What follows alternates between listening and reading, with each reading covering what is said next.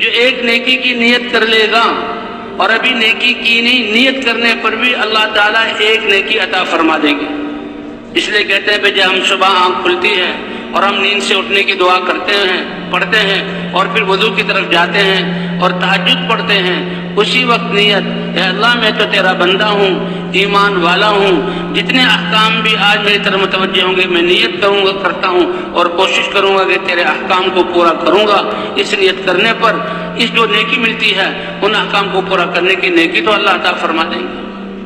اور اے اللہ تیرے گناہوں سے بچنے کی کوشش کروں گا، آپ کی توفیق کے بغیر بچ نہیں سکتا، اس کی نیت کر لی جائے۔ فرمایا جو نیت کر لے اس کو ایک نیکی، اور جو ایک نیکی کر لے گا تو کم از کم اس کو 10 نیکیوں کے برابر بنا کر اس کو اجر عطا کروں گا۔ اور اخلاص کے بقدر اللہ تعالیٰ اس جو ہے نیکیوں کو بڑھاتے رہیں گے، حتیٰ کہ آتا ہے ایک کھجور کا ٹکڑا 2 حصے کر کے ایک ٹکڑا صدقہ کرو، اخلاص اس میں ایسا ہو، اللہ اس کو ثواب بڑھاتے ایسا کہ احد پہاڑ کے برابر سونا خرچ کرنے کے ثواب کے بقدر اللہ اس کو پہنچا دیتے ہیں۔ اور فرمایا جو گناہ کا ارادہ کرے گا اور گناہ کر لے گا تو گناہ ایک ہی لکھا جائے گا، اور اگر گناہ کیا اور معافی مانگ لی تو اللہ اس گناہ کو معاف فرما دیں گے۔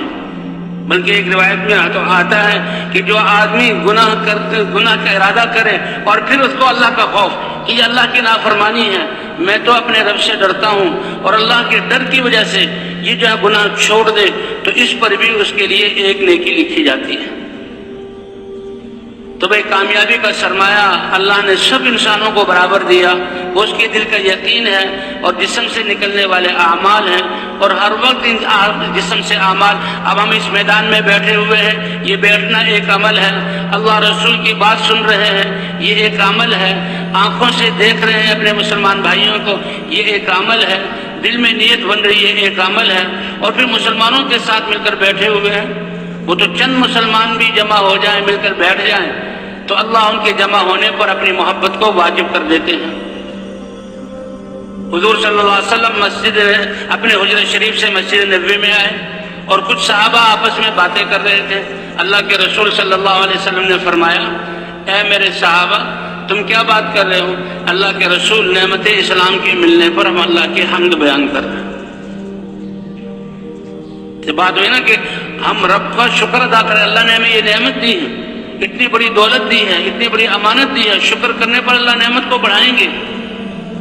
وَإِذْ تَأَذَّنَ رَبُّكُمْ لَئِن شَكَرْتُمْ لَأَزِيدَنَّكُمْ، تمہارے رب نے یہ اعلان کیا کہ تم شکر ادا کرو گے تو نعمت کو بڑھائیں گے۔ الحمدللہ ہماری بات جب شروع ہوتی ہے تو یہیں سے بے اللہ کا لاکھ لاکھ شکر ہے، اللہ نے ہمیں نعمت اسلام عطا فرمایا، اللہ نے ہمیں یہ نعمت عطا فرمائی، یہ محنت عطا فرمائی، اس پر اللہ کا شکر،